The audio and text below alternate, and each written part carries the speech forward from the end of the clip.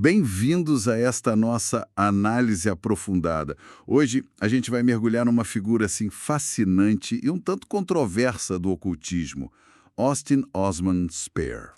Exato.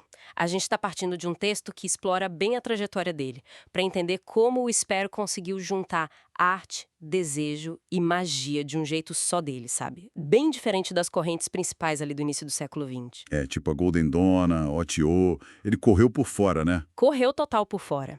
Eram as grandes ordens da época e ele criou o próprio caminho. Então, a nossa missão aqui é sacar essa visão radical que ele tinha do inconsciente, do corpo como, sei lá, um canal mágico e o poder do êxtase, e ver como isso bate até hoje. Parece que ele era bem particular mesmo.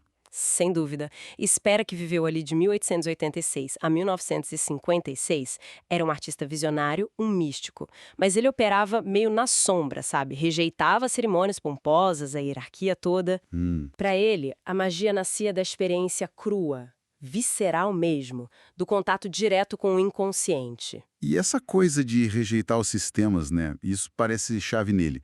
Por que será essa ênfase tão forte na experiência individual, essa recusa do dogma? Olha, o fascinante é justamente isso. Para Spare, a autoridade mágica vinha da pessoa, da experiência direta. Não de livro antigo ou de mestre, vinha de dentro, pelo corpo, pelo inconsciente. O que leva a gente para o conceito principal dele, Zós Quia Cultus. Zos Cultus. Tá, o que é isso exatamente? Então, Zós é o corpo, a parte física, né? E Kia seria a essência mágica, a vontade pura, a união dos dois. Aí estava a mágica. Ah, entendi. Spare via o corpo não como algo para superar, mas como o próprio templo. O altar da magia era ali. E ele deixa isso claro naquele livro, The Book of Pleasure, certo? Quando ele fala que o desejo é sagrado. Como é que ele pegava essa ideia e transformava em prática mágica mesmo, no dia a dia? Principalmente com a técnica de sigilos, que são tipo símbolos que condensam um desejo específico. Ok, sigilos. Mas a ativação, aí que está o ponto mais radical, era através de estados alterados de consciência, muitas vezes pelo êxtase sexual. Frequentemente o alterotismo. Espera aí. Então o orgasmo era tipo o botão de enviar o sigilo para o inconsciente. Nossa, isso é bem diferente do que a gente pensa da magia cerimonial daquela época. Exatamente. O orgasmo, para ele, era um momento em que o ego consciente meio que sumia, sabe? Dava espaço para o sigilo ir direto para o inconsciente, que ele via como o motor real da coisa toda. Caramba. Não era só prazer pelo prazer, era quase uma oferenda para o self mais profundo. Uma forma de gnose, aquele conhecimento direto, pela experiência. Podia ser sozinho ou com outra pessoa. E a arte visual dele, é bom dizer, não era só enfeite, era parte disso tudo. Imagens que nasciam desses estados. Faz sentido. E essa abordagem toda focada na experiência, nos sigilos, no êxtase. Isso influenciou a gente depois, né? Sempre falam da ligação dele com a magia do caos. Sim, total. Embora o termo magia do caos só tenha pintado décadas depois, lá com Peter Carroll, Ray Shearing, as ideias do Spare são a base.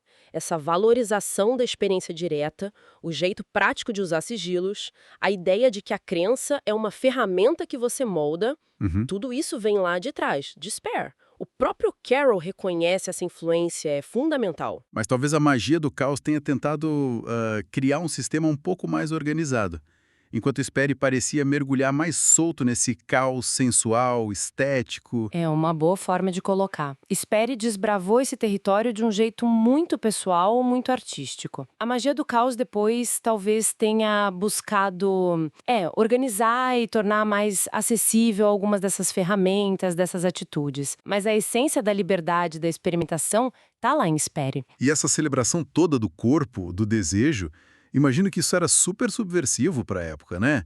No mundo onde tanta tradição religiosa e até mágica viu o corpo como um problema, um obstáculo. Completamente subversivo. Ele estava virando uma lógica de séculos de cabeça para baixo. Em vez de condenar ou controlar o corpo e o desejo à força, Spere via eles como fonte de sabedoria, de poder divino mesmo. O prazer, quando ritualizado, virava um caminho para transcender. Faz sentido. Dá para ligar isso com umas práticas mais antigas, talvez. Sei lá, tipo os mistérios de Dionísio ou algumas linhas de Tantra. Sem dúvida! Se a gente olha num quadro maior, tem ecos claros dessas tradições, onde o divino se manifesta justamente na intensidade da experiência do corpo, no êxtase, na carne, né?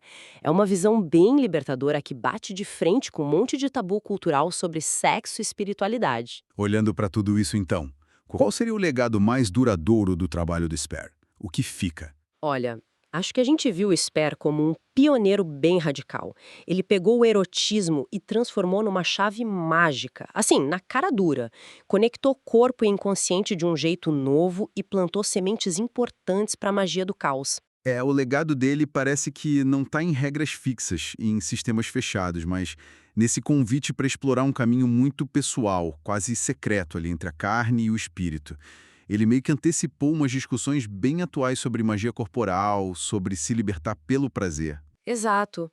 E isso deixa a gente com uma pulga atrás da orelha, né? Uma reflexão final, saindo um pouco do contexto só da magia formal, como será que essa exploração profunda do desejo, do inconsciente que o Spare acessava pelo êxtase do corpo, como isso pode ser visto ou talvez até usado hoje em dia como uma ferramenta para a gente se conhecer melhor, para transformação pessoal? Fica aí a questão.